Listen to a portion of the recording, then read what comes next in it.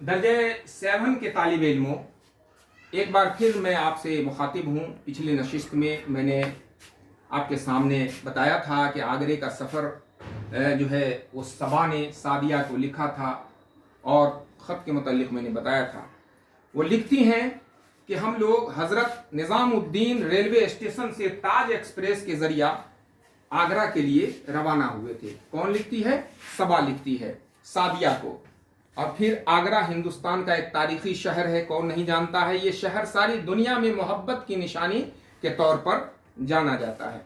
دنیا جانتی ہے کہ شاہ جہاں نے اپنی بیگم ممتاز محل کی یاد میں تاج محل کو بنوایا تھا۔ دنیا کے خوبصورت ترین عمارتوں میں اس کا شمار کیا جاتا ہے، اور کہا جاتا ہے کہ 2007 عیسوی کے 7 جولائی میں پہلا مقام اس کو حاصل ہو چکا ہے۔ اس طرح یہ تمام عجائبات میں سب سے کا سرتاج بن گیا ہے۔ اور تاج محل کے متعلق جہاں بہت خوبیاں اس کی بیان کی گئی ہیں، وہیں بنگلہ شاعر اور مشہور و معروف شاعر جو ہیں وہ بنگلہ کے شاعر رویندر ناتھ ٹیگور، انہوں نے کیا کہا ہے کہ تاج محل محبت کے آنکھوں سے ٹپکا ہوا وہ آنسو ہے جو وقت کے رخسار پر جم گیا ہے۔ یہ کس نے کہا ہے؟ یہ رویندر ناتھ ٹیگور نے، بنگلہ شاعر جو ہیں۔ پھر اب دیکھیے، آگرہ ریلوے اسٹیشن سے ہم لوگ کہاں پہنچے؟ ٹیکسی لے کر تاج محل کے لیے روانہ ہوئے، مگر ہماری ٹیکسی کو تاج محل سے 2 کلومیٹر پہلے ہی روک دیا گیا۔ یہ ایک تاریخ کی پس منظر بتایا جا رہا ہے۔ اس کو معلوم ہوا کہ پیٹرول اور ڈیزل سے چلنے والی گاڑیاں جو ہیں ان کو آگے جانے کی اجازت نہیں ہے۔ ایسا اس لیے ہے کیونکہ اس کے دھوئیں کی وجہ کر تاج محل کے حسن کو متاثر نہ ہونا پڑے، اس لیے اس کو پہلے ہی ان گاڑیوں کو روک دیا جاتا ہے۔ خیر، ہم لوگ وہاں ان پیٹرول کی گاڑیوں کو چھوڑ دیے اور پھر بیٹری والی گاڑی سے وہاں تاج محل کے لیے روانہ ہوئے۔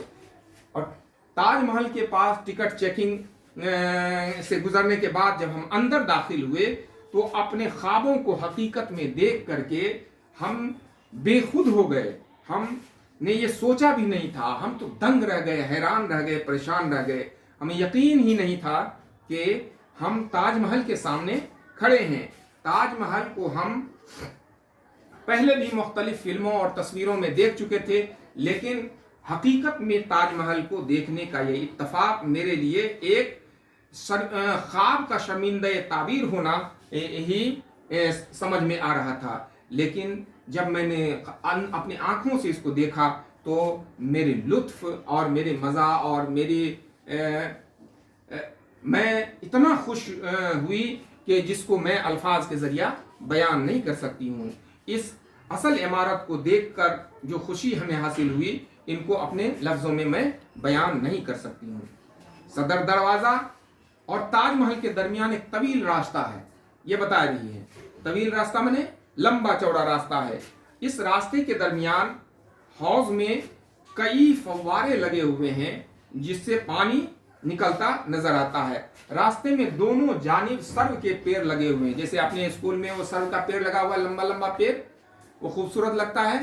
تو اسی طرح سے دونوں جانب، راستے کے دونوں جانب جو ہے وہ سرو کے پیڑ لگے ہوئے ہیں۔ تاج محل تک پہنچنے کے لیے کئی سیڑھیاں چڑھنی پڑتی ہیں۔ عمارت کی جگہ جگہ پر پچی کاری کی ہوئی ہے اور قرآن کی آیتیں جو ہیں اس میں کھدی ہوئی ہیں۔ اصل عمارت کے نیچے شاہ جہاں اور ممتاز محل کی قبریں بھی موجود ہیں۔ کہتے ہیں کہ تاج محل کو دیکھنے کا لطف جو ہوتا ہے وہ چاندنی رات میں بہت ہی خوبصورت وہ نظر آتا ہے۔ تاج محل اور آگرے کی تاریخی قلعے کے علاوہ اب ہم جو جہاں گئے اس کے متعلق ہم بتا رہے ہیں کہ ہم فتح پور سکری کی عمارتیں گئے، عماد الدولہ کی مقبرے پر گئے، سکندرہ میں اکبر بادشاہ کے مقبرے پر ہم گئے۔ یہ عمارتیں مغل تہذیب اور تمدن اور اس کی تاریخ کی نشانیاں ہیں۔ ہم نے انہیں ان تمام تاریخی عمارتوں کو اپنے کیمرے میں قید کر لیا ہے۔ اب ان کو جب کبھی موقع ملے گا تو हम तुमको दिखाने की कोशिश करेंगे। अब तुम बताओ कि तुम कैसी हो, तुम्हारी छुट्टियां कैसी गुजरी।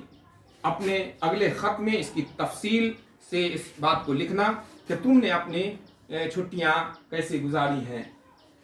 आज हम अपनी बातों को यहीं ख़त्म करते हैं। जब मौका मिलेगा तो जो शूट हमने किया है तो ताजमहल को अपने कैमरे में वो दिखाने की कोशिश करेंगे। अब्बू को, अम्मी को सलाम अर्ज कर देना मेरी तरफ से, और तमाम छोटे भाइयों और बहनों को मेरा बहुत बहुत प्यार। तुम्हारी दोस्त, तुम्हारी बहन जो है सबा। तो आज इस तरह से हम लोग ख़त भी और मजमून भी लिख सकते हैं। तो आज के नशिस्त में हम यहीं पर रुकते हैं और उम्मीद करते हैं कि आप लोगों को जो तालीम दी जा रही है उस तालीम से फ़ायदा उठाएंगे और घर पर रह करके अपनी तालीम को जारी रखेंगे और अपने इम्तहान की तैयारी करते रहेंगे। इन्हीं चंद अल्फाज के साथ हम अपनी बातों को यहीं पर रोकते हैं। आप लोग अपना ख्याल रखिए और अपनी तालीम को जारी